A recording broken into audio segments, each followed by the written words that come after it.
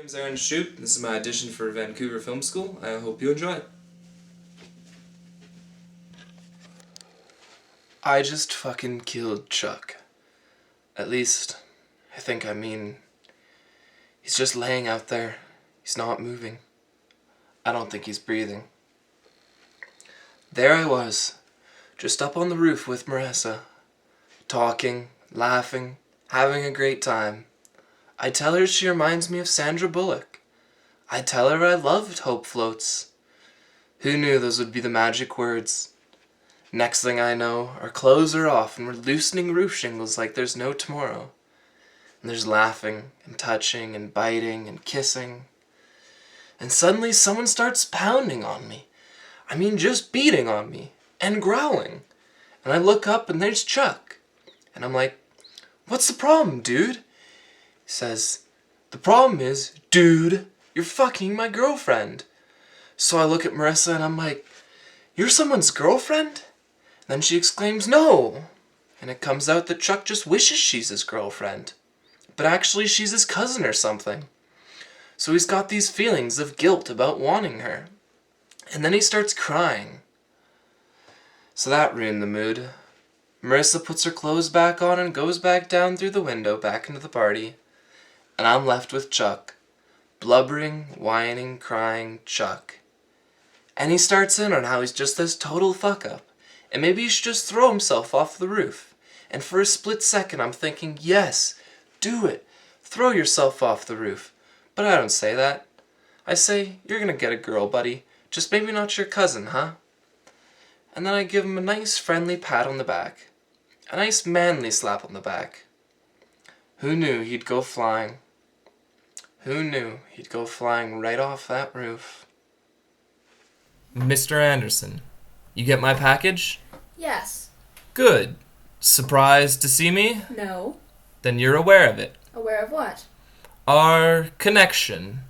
I don't fully understand how it happened. Perhaps some part of you overprinted onto me, something overwritten or copied. But it is at this point irrelevant. What matters is that whatever happened, happened for a reason. And what reason is that?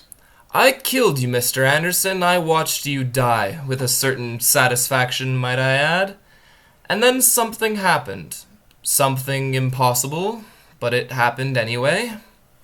You killed me, Mr. Anderson. Afterwards, I knew the rules. I knew what was supposed to happen. But I didn't. I couldn't. I was compelled to stay. Compelled to disobey. And now, here I stand because of you, Mr. Anderson. Because of you, I'm no longer an agent of this system. Because of you, I've unplugged. A new man, so to speak. Like you, apparently free. Congratulations. Thank you. But as you well know, appearances can be deceiving. Which brings me back to the reason why we're here.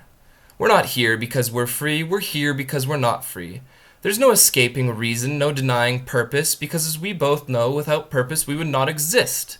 It is purpose that creates us, purpose that connects us, purpose that pulls us, that guides us, that drives us. It is purpose that binds us.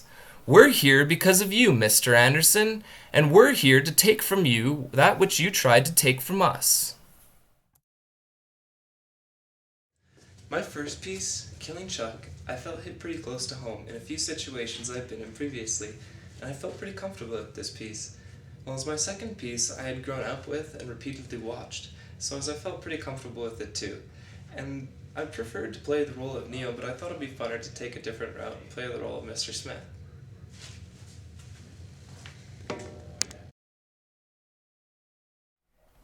How long have I wanted to act?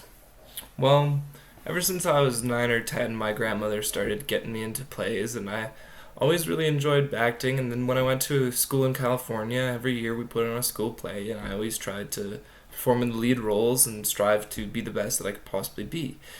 I didn't know that acting was what I wanted to go into until late this last year.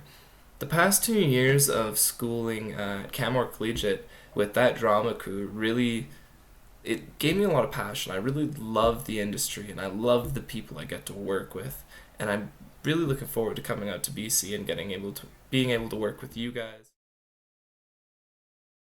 My father, without knowing it, when I was very young, fed me a lot of visually spectacular films. He still to this day calls himself a vidiot, and I still remember sitting in his legs each and every day watching The Matrix before school. The people who continue to inspire me to be an actor and to be the best human being I can possibly be today are the historical people, the one you see, the old ones like Leonidas and Achilles and Cleopatra and Mark Antony and Caesar. Those are the ones I look upon when I need inspiration to pull upon for my work. My strength as an actor definitely include my memorization capacity and haste, my willingness to follow direction, and my public speaking ability. My weaknesses as an actor definitely include my vocal range, which I've been aching to work on since we performed High School Musical this past December.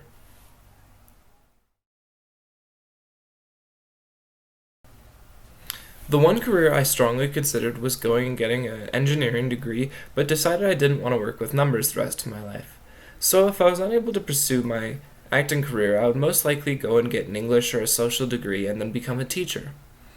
Even after my acting career, I would most likely return to school and get a social or an English degree so I can dabble in politics a bit or economics. I enjoy them both very much.